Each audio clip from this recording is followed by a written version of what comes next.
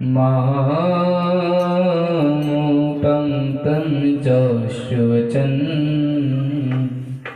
रविकरे निकरी।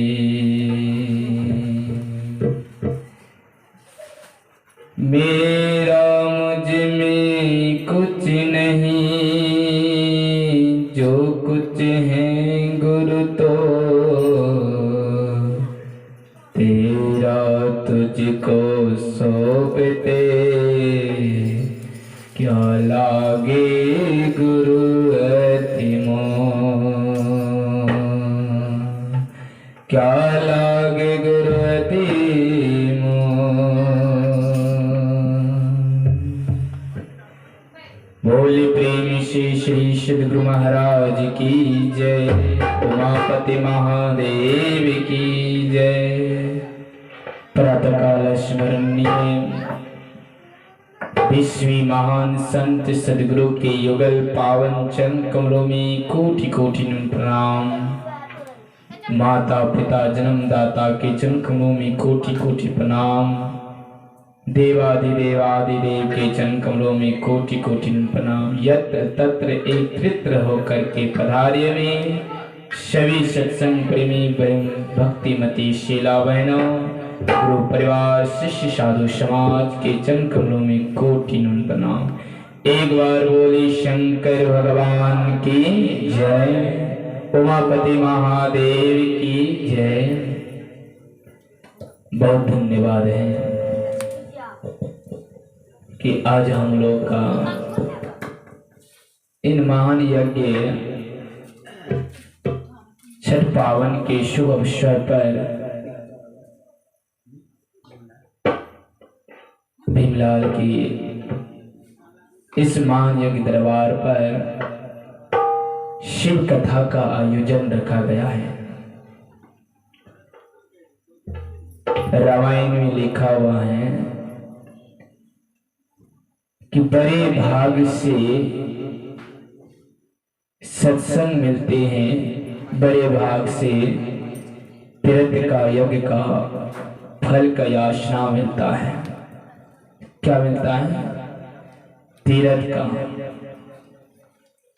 राम सुरसरी धारा, यज्ञ तीर्थ फल है सारा।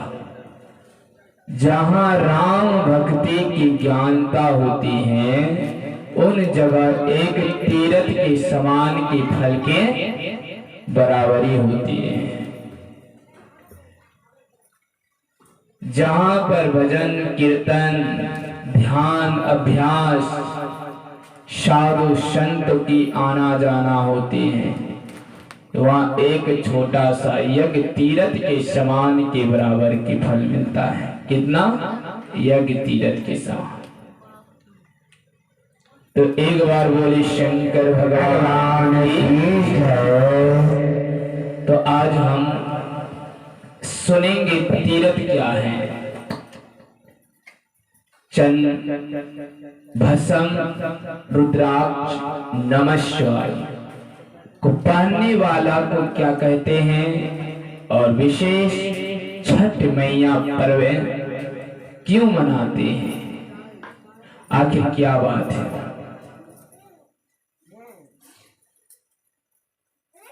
ओम नमः शिवाय और रुद्राक्ष पहनते हैं, त्रिपुंड लगाते, भस्म धारण करते हैं, उनको गंगा स्नान त्रिवेणी कहलाते हैं। क्या कहते हैं? त्रिवेणी।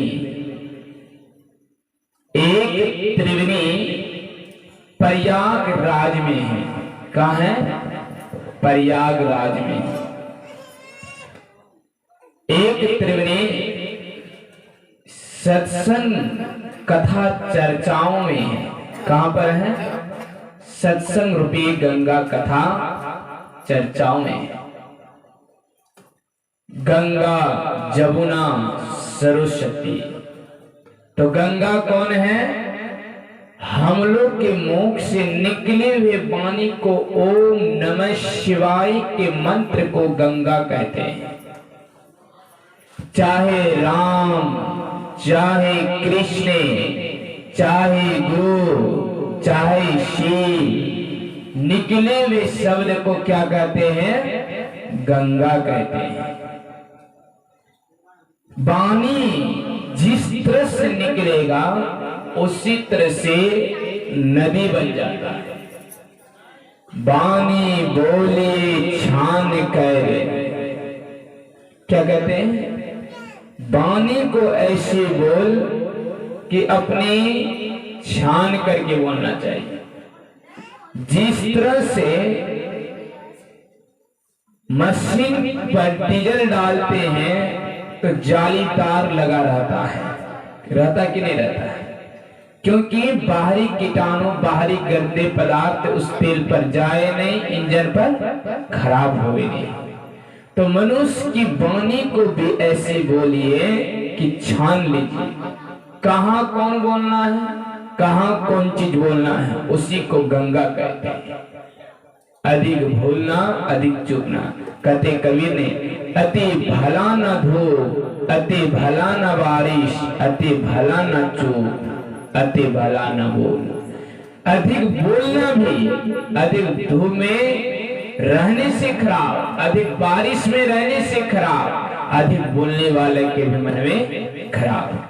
तो इसीलिए अभी यहाँ हम लोग कहेंगे सत्संग की जगह में, कथा चर्चा की जगह में नाच डरमा की बात कहेंगे तो लोग को पसंद नहीं गिरेगा।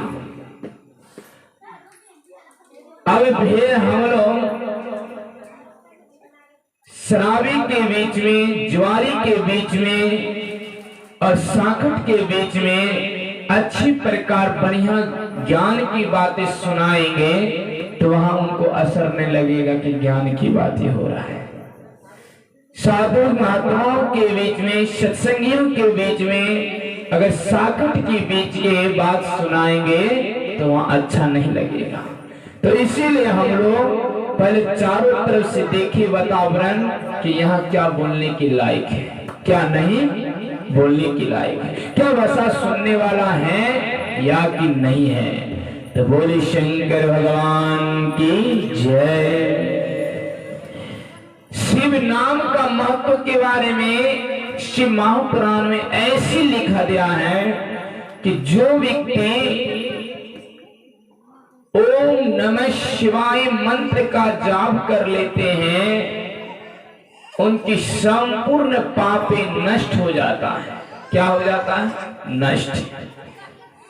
सिद्धि के अनुसार से लेने से, जाप करने से मंत्र को शुद्ध हो जाता है। हम लोग कहते बहुत सारा कष्ट है, लोग कहते रात्रि को सपना देखते हैं, भूत सताते हैं, परेशानी करते हैं। बात क्या है कि हम लोग जब भी सोने जाए, जिससे भी हम लोग दीक्षा लिए हैं, जो भी मंत्र मिले, राम श्याम शिव, हर हर महादेव, नमः शिवाय, जो भी आपको मिला है उनको तुम जाप करके सोचिए, आपका सब कल्याण होगा। शिव महापुराण में लिख दिया है कि जितना शब्द है मंत्र पर उतना 1000 से दुना बार जाप करने कहता है। जैसे ओम नमः शिवाय में 5 शब्द से बना हुआ है तो 5000 बार जाप कीजिए, उससे दुना कई गुना फल मिलेगा। आप देखते हैं सदा भवानी दाहिनी सन्मुख रहे गणेश, पांचों देवता मिलकर के रक्षा करे ब्रह्मा विष्णु महेश। तो 5 देवी देवता कौन है? पृथ्वी, जल, अग्नि, वायु, आकाश। ये 5 देवता जो हैं हम लोग को रक्षा का दल है। अगर ये 5 तत्व में से एक तत्व शरीर से निकल जाएगा तो हम लोग का जीना हैरान हो जाएगा। शरीर में अगर 5 तत्व में से एक तत्व, कौन तत्व? मान चले हम लोग का जल ही खत्म हो जाए, शरीर में एक दिन पानी सूख जाता, लोग तरसता है, कहता कि पानी नहीं है शरीर।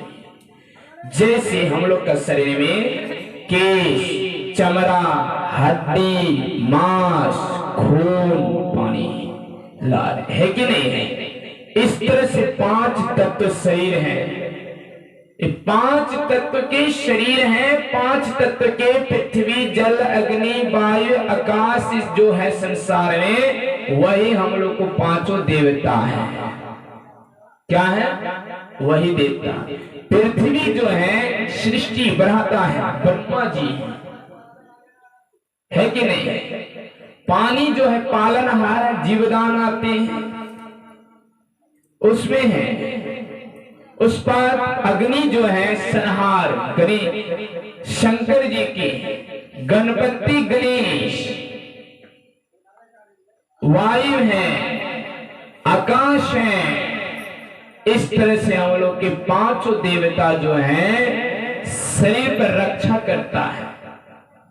तो ओम नमः शिवाय, जो व्यक्ति भस्म लगाते हैं सोते समय ओम नमः शिवाय का मंत्र कर लीजिए या गुरु मंत्र। अधिक काम है तो नियम बना लो हम कि 500 बार जाप करके सोएंगे, 1000 बार जाप कर सोएंगे, 2000 जाप करेंगे तो एक दिन मेहमानी भी चले जाएंगे, बिना मंत्र का सोएंगे। फिर तुम बिछावन से उठ करके मन लगेगा कि हम नहीं जापे तो हम नींद नहीं होगा। तो जरूर आपको 108 बार जपने का मन करवे करेगा। तो बोले शंकर भगवान की जय। तो आपका मन शांति होगा। आप देखिए भस्म 3 प्रकार की भस्म है। लौकिक भस्म, श्रुतिक भस्म, अलौकिक है ना। अस्मिता, लौकिक और श्रुत, इन 3 प्रकार की जो भस्म हैं, जो त्रिपुंड लगाते हैं। भगवान शिव कथा पर बैठने वाला को कह दिया है कि सबके कपाल देह पर त्रिपुंड लगा दिए, सबके शरीर चंदन की तिलक लगा दीजिए। कहता है कम से कम भक्ति नहीं कर पाया, भजन गा नहीं पाया, अगर त्रिपुंड लगा रहेगा तो सुबह जाएगा या शाम को देखेगा तो उसको नाम आएगा कि हम शिव कथा सुनने गया, वही त्रिपुंड लगाए। कम से कम शिव का नाम तो याद आएगा, इसलिए सबको त्रिपुंड लगा देना चाहिए। बोले शंकर भगवान की जय। भस्म जो लगाते हैं इस शरीर, घुटने, मांझे, जहां पर भी लगाते हैं वो भगवान शिव की निवास होती है। रुद्राक्ष जो पहनता है उनको कंठ में सरस्वती। नमः शिवाय मंत्र हो गया गंगा, भस्म लगाना हो गया जमुना, और रुद्राक्ष बन गया कौन हो गया? सरस्वती। गंगा, जमुना, सरस्वती का जो निवास होती हैं उसी को त्रिवेणी स्नान कहते हैं। क्या कहते हैं? त्रिवेणी स्नान। बोल गंगा महारानी की जय, हर हर महादेव की जय। इसलिए हम लोग गंगा स्नान पर घरे में कीजिए। आजकल हम लोग छठी मैया के, हम लोग के बगल में तो गंगा नहीं है, रतवा है, महानंदा है, कनखई है। सबको दूर दूर से आते जिसके बगल में नदी नहीं स्नान करने रतवा या कनखे पर। एक छठ जो कहते हैं, महाभारत के युद्ध के समय में कुंती पुत्र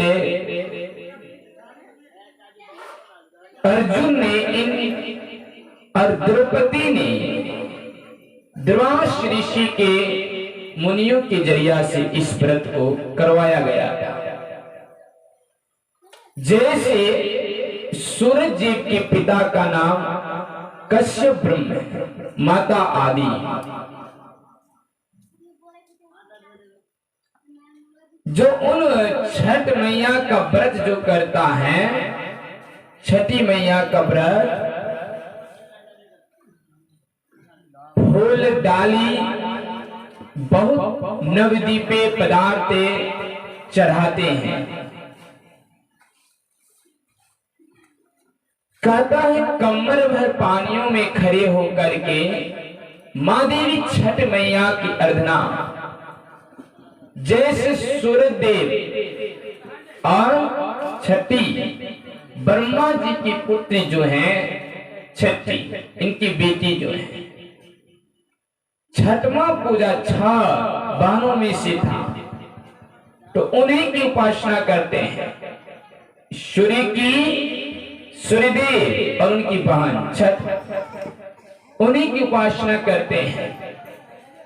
अगर उनकी उपासना जो करता है, आज रात्रि को दे चिड़िया चंगन बोलने के बाद अन्न बंद हो जाती है। उन चिड़िया चंगन इसलिए अन्न बंद करते हैं, उन समय सूर्यदेव ने परिवर्तन में बदल जाता है, तो इसीलिए उसमें बदलने के समय धुरी चक्र को जो घुमा जाता है, उस समय अपनी बहन से मिलन होती है कि कुछ गुप्त बातें छठी मैया को सुनाने से उनकी पुत्र यश में, और उसी समय जो हम लोग छठ व्रत करते हैं, उसी समय अपने मन की इच्छा को बोलना होगा कि मैं आपकी ध्यान स्मरण में करते हैं। तो एक छठ हम लोग दिखावटी करते हैं, एक छठ हम लोग अंदर में कीजिए। किस तरह से अंदर में करना है? ध्यान करके छठ कीजिए। संतमत में लिखा हुआ है, झलमल तारा झलके। हम लोग जो छठ कर रहे हैं, ये छठ कर्म कांड के लिए, दिखावटी के लिए। एक छठ जो अंदर में करेंगे तो वह छठ हमेशा आपको दर्शन देगा सूरज को। ध्यान में बैठे शिव की चित्र देखे, राम की देखे, गुरु की देखे, जो जिस तरह से मानते हैं, उनकी प्रकाश की रोशनियों को जो देख लिया, वही छठी मैया असली कहलाते। बोली शंकर भगवान की जय। आज हम लोग कहीं कहीं कहते हैं कि छठ करते हैं। जो व्यक्ति नित्य प्रत्येक चर्चा सत्संग कथा करता है, तुम आज ना छठ करता है, वो 24 घंटा छठ के पर्व पर बारिश पानियों पर भीगे रहता है। जो व्यक्ति नित्य प्रत्येक ध्यान भजन कीर्तन करता है, ये 24 घंटा दीपावली के मुहूर्त पर जयकार लगा रहता है। आपके लिए, हमारे लिए दीपावली आते हैं। जो साधक लोग, सज्जन लोग नित्य प्रत्येक ध्यान भजन में मगन रहता है, तो उनको दीपावली और पर्व में क्या था लगेगा। तो इसीलिए वो हमेशा के लिए दीपावली व्रतों का, नियमों का पालन करते रहता है। जिस घर में नित्य प्रत्येक निपा पोता हो, धूप अगरबत्ती जलेगी, भजन हरि कीर्तन ढोल मृदंग झाल बजेगी, तो उन घर में क्या एक दिन का होली आएगा, इसके लिए तो दिन रात होली लगा ले रहेगा। एक दिन का दीपावली आएगा, जिस घर में धूप अगरबत्ती दिया बाती देवी देवताओं पर, गुरु पर चलते रहेगा, क्या उसके लिए एक दिन दीपावली आएगा, उनके लिए हर रोज दीपावली लगा रहेगा। तो हम लोग एक दिन के लिए दीपावली नहीं, एक दिन के लिए धूप नहीं, छठ एक दिन के लिए नहीं कीजिए। हम लोग छठ करना है तो उन गुरु महाराज से दीक्षा प्राप्ति करो, उन शिव मंत्र से, गुरु परिवार से दीक्षा प्राप्ति कीजिए कि बैठ करके ध्यान करके शिव की प्रतिमा और स्वरूपों को अपने हृदय रूपी चक्र, और जो तीसरा आंख भोलेनाथ का है, उनके बीच में झलमल तारा उजला देखिए, तो वही छठी मैया कहलाएगा। बोली शंकर भगवान की जय। नदी के किनारे हम लोग जो करते हैं, उन छठ करने से शरीर की तापमान रोगों के पानियों से कंट्रोल होती हैं। सूरजमुख की तरफ से जो व्यक्ति हर रोज जल चढ़ाते हैं, पीला चंदन से जल चढ़ाते हैं, वह सूर्य देव की छठ अति उत्तम की पैदा होती है। और हमेशा उस सूर्य देव को जल अग्र देते देते उनके प्रकाश में रोग जो हैं, कुष्ठ रोग है, चमड़ रोग हैं, अगर देवी सूर्य देव को अगर तुम जल चढ़ाते हैं, उन रोग को नष्ट हो जाता है। लेकिन हम लोग आज जो कल छठ मैया की संध्या काल समय में पानी में उतरेंगे, उन संध्या के समय सूर्य देव की बन की पूजा होगा, और सुबह के समय सूर्य की पूजा होगा। उस समय इनकी पूजन होगा, इसलिए संध्या काल प्रत्यकाल होती है। और सूरज देव को जहाँ हम नवदीप की भोग लगाते हैं, यहाँ उसमें से आपको बैठ करके ध्यान करेंगे तो आपका नित्य प्रत्येक के छठ के ही दर्शन होगा। तो बोले छठी मैया की जय। भगवान छठ के पर्व में जो करते हैं उनको भी लहसुन प्याज से वर्जित रहने करता है, मत्स्य मांस मछलियों से वर्जित रहने करता है। जब से दीपावली चालू होती है, उनकी शुक्ल पक्ष के 6 घंटी के चांदनी रात तक आते आते छठ पर्व की शुरुआत होती है। उस दिन तक उन व्यक्तियों को लहसुन प्याजों से वर्जित घरों में बंद होना चाहिए, क्योंकि ये तामसी भजनों से दूर, तब भगवान शंकर अपने आप सूर्यदेव प्रकट रह जाएगी। बोली शंकर भगवान की जय। आज हम लोग उन सूर्य देव की पूजन में नित्य प्रत्येक लगे रहते हैं, लेकिन हम लोग वही सूरज की पूजा जो कर रहे हैं उसी तरह से नियम ठाने कि बिना सूर्य देव को जल ना चढ़ाए भोजन करें, तो समझ आपका आज की छठ नहीं हर जन्म की छठ होते आ रहा है। लेकिन हम लोग क्या करते हैं, आज की छठ को करते हैं सुबह हो या मछली खट खट खाते छटपट, मछली तर पे हटपट, पेट में घुसा में खटपट। तो हम लोग इस तरह से छठ मैया की पर्व से पुण्यता नहीं होगा, लेकिन हम लोग का कुछ क्षण के लिए पुण्य मिलेगा, लेकिन जो छठ हम लोग नित्य प्रत्येक करेंगे वह पुण्यता कई गुना फल मिलेगा।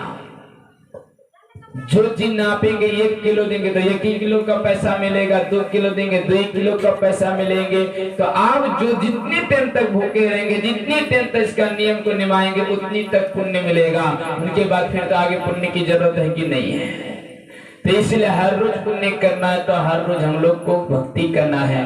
बोले शिव नाम की जय। शिव नाम अक्षर की जाप करने वाला व्यक्ति को कभी संकट नहीं होती है। दारुका नाम और दारुका नाम की एक राक्षसी थी, शिव महापुराण में लिखा है। दारुका नाम, वह अपने ब्रह्मा जी की तप कर कर करके अपना योगशाली भक्तिवान बन गया। क्या बन गया? योगशाली भक्तिवान। ऐसे भक्तिवान बन गया, ऐसे भक्तिवान बन गया, योगशाली भक्तिवान। तो उनसे ब्रह्मा जी से वरदान प्राप्त कर लिया, क्या कि मुझे ऐसी वर दीजिए कि हम तीनों लोग का राक्षस बन जाए। इस वजह तीनों को दे देंगे। दानव लोग का क्या थाथित है, दानव लोग का क्या थाथित है, अभी होगा तो अभी हम लोग को मार देगा।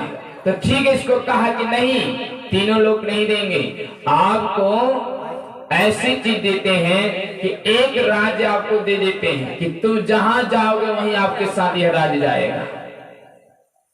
दे दिया, वह राज्य दे दिया।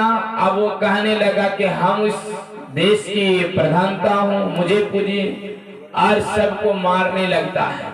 तो एक दिन ऋषि मुनि ने कहा कि तुम ऐसी आतंक मचाओगे, मैं तुम्हें श्राप दे दूंगा।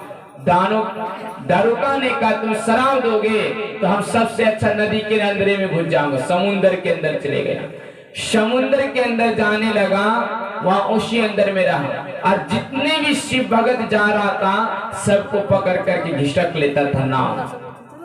तो उसी तरह से नाव को घिसटते हुए आया, सबको कटघरा में डाल दिया। कटघरा में डालने के बाद उन शिव भगत ने क्या कहने लगा, उन शिव भगत ने कटघरा में जो डाला तो सबको गुरु मंत्र दे दिया। ये जो शिष्य था कहता है बुझा हुआ दिया बुझ जाएगा, एक जलता हुआ दिया आधार को जला देगा। तो वहां पर एक शिव भगत था कि तुम इनकी सेवा क्या कर रहे हैं, दारुका का तुम लोग सभी है ना, उन गुरु मंत्र लीजिए, नमः शिवाय मंत्र की जाप कीजिए, जो भी आता किसी का डर नहीं करना। वह तो लोग डर गया, वह नहीं डरा। तो उनका मंत्री खोजने गया कटघरा में, देखिए कौन शिव का नाम जप रहा, जो शिव का नाम जपेगा उसका मुंडी काट देना है। तो देख रहा है वही शिव का नाम जप रहा, वही पार्थिव शिवलिंग बना, वही जाप कर रहा, जाप कर रहा। तो उसको कहा कि तुम काहे शिव का नाम जप कर रहे हैं? कहने लगा कि शिव का नाम हम नहीं जपे तो किसका जप? कि तुम बात मानते कि नहीं मानते हैं? तो कहा कि नहीं। कहा चाहे तुम जो भी कर दो। मूर्ति की प्रतिमा में भोलेनाथ पहले प्रवेश हो गया। जैसे दारुका ने तलवार उठाया तैसे भोलेनाथ प्रकट हो गया। बोले शंकर भगवान की जय। और तभी से वहां पर दारुका नाम का धाम बन गया। अब जरा सोचिए, शिव नाम की इतनी पावर, इतनी ज्ञानता, इतनी बुद्धिमानता है तो हम लोग के लिए कितनी दयालु है। तो बोले शिव महापुराण शिव कथा शिव शंभु गौरी कैलाशपति की जय। तो इसीलिए सजनों, शिव कथा में जितने भी व्यक्ति आते हैं मन से, पवित्र से, अस्थिर से, शांति से बैठा रहना चाहिए। पैर हाथ धोकर, लिंग गुदा पानियों से धो करके और अच्छी तरह से भस्म त्रिपुंड लगा करके शिव नाम का जाप करके तब हम लोग चर्चा में बैठे, तब मन लगा रहेगा। भगवान इस शिव कथा में बैठने वाला, शिव भक्ति में बैठने वाला कहता आधे गरी बुनियाद गरी, एक पल पे भी गरी तुम बैठ गया, आरती के भी समय में बैठ लिया और कथा हुआ आरती करके नहीं गया, नहीं बैठा तो सब घड़ी पार हो जाएगा। अब आरती के समय जो आकर के भाग लेगा उनको पुण्य घड़ी प्राप्त हो जाएगा। बोले शंकर भगवान की जय। शिव महापुराण में लिख ही दिया है ऐसी बात कि क्योंकि जो व्यक्ति खेत में काम करेगा, अधूरा खेत रुक कर उठेगा, मालिक आएगा, कौन टाइम में आएगा तब ना देखेगा, हिसाब देगा। अब हम लोग जौन में भी आए, अब 11 बजे भागिए गए तो अब कहेंगे हम भी 2 पहिए लगाए, कहाँ पैसा? और जो लास्ट में आया तो जुर्ती उन्हीं का होगा, चाहे 1 पहिए लगा चाहे आधे पहिए आया, मालिक दूरी से देख ला 1 2 3 4 गए तो उनको पैसा मिल जाएगा। मतलब कि अब 4 बजे छुट्टी होने की टाइम में आ गया, खेत में देखा तो जुर्ती हुआ कि नहीं हुआ। तो ईश्वर के आरती के समय जो आ जाता है तो उनको जुर्ती होता है ज्यादा, और जो नहीं बीच में चले जाता उसका कोई जुर्ती नहीं होता है। तब कहता बाबा हम भी गए शिव कथा सुनी, चर्चा करने, हमको कहाँ पुण्य मिला है? पुण्य सबको देता है, हम लोग ले नहीं पाते हैं। कहता है महात्मा जी कि सबको दिए हैं हम दान, लेकिन हम तुम ले नहीं पाए सम्मान। जब दे रहा है उस समय फेंक रही है, जब नहीं दे रहा उसमें भाग रही है। एक शिव शिष्य था, बहुत ही गरीब था। क्या था? बहुत ही गरीब था। वह शिव शिष्य नित्य प्रत्येक शिव मंदिर में जाते थे, पूजा पाठ करता था। तो पार्वती ने कहा हे भोलेनाथ, उनके भाग में धन काहे नहीं देता, इतना गरीब है तो? पार्वती मैया ने कहा हे तुम नहीं समझते हैं, इनके भाग में धन है ये नहीं। पार्वती मैया रुष्ट गया कि नहीं, इसको धन देना होगा। भोलेनाथ ने की है पार्वती बात मानिए, नित्य धन देते हैं। तो मंदिर यहाँ से 1 किलोमीटर दूर था, डेली पूजा करके आता था। तो एक दिन भोलेनाथ ने ऐसी चमत्कारी किया कि आगे में सोना का घड़ा उत्पन्न कर दिया। अब पुजारी का मन में ऐसा उत्पन्न हो गया कि देख रहे हैं अंधा लोग कैसे चलता है, कमर का गमछा आंख में बांध लिया, अब चलते जा रहा है अंधा पानी। अब सोना का घड़ा टब गया है। अब भोलेनाथ ने कहा पार्वती से कि हे पार्वती देखे मेरा कोनो गलती है, हम धन दिए कि नहीं दिए। अब उसको आंख में पट्टी बांध कर जाएगा तो धन मिलेगा कहां से? तो वही बात है हम लोग का कि हम लोग को तो दे रहा है भगवान, अब किस समय दे रहा है? पूर्ण आरती तो करके जा रहे नहीं, एक अधूरा आरती करके भी नहीं जा रहे हैं। अब चल पड़े सबको। अब कहता कहाँ कुछ मिला, प्रसादों नहीं मिला, भातों नहीं मिला, तो ना इधर का ना उधर का रहा। इसीलिए सजनों भगवान शिव कथा का नाम कहते हैं, लिख दिया है कि बिना आरती किए हुए, बिना कुछ किए हुए चले जाता है। कहता घर उठाया खुट्टा नहीं दिया तो घर गिर जाएगा। इसीलिए तुम भजन उठाए तो उनकी आरती एक ही आधा ही सही, लेकिन आरती को कर लीजिए पूर्ण रूप से हम लोग चलिए, भगवान शिव कथा में पूरा सफलता का प्राप्ति होगा। तो एक बार बोले शंकर भगवान की। थोड़ा सा भजन है, उनके बाद माता के भजन से आरती होगी, समय है खरना करते हैं हमें। तो एक बार बोले शंकर भगवान की जय। जप ले शिव का नाम मेरे मनवा, जप ले शिव का नाम मेरे मनवा, जप ले शिव का नाम मेरे मनवा, जप ले शिव का नाम, शिव का नाम मेरे मनवा, जप ले शिव का नाम। रस पे गाई भरत में गाई, शिव का नाम मेरे मनवा, रस पे गाई भरत में गाई, शिव का नाम मेरे मनवा। नमः शिवाय बोलो नमः शिवाय।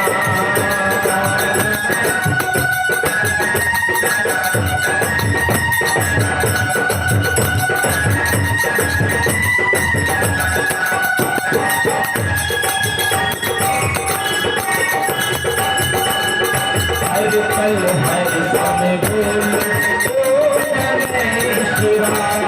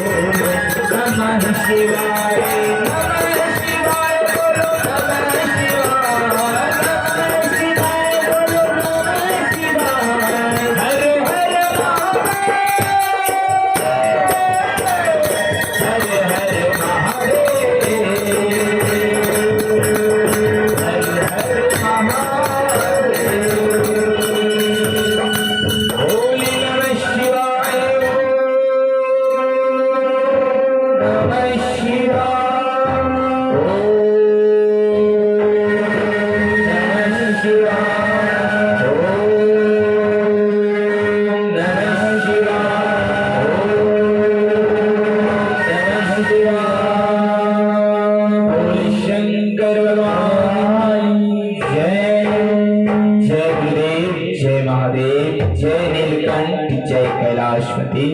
अब आइए हम लोग माता की भजन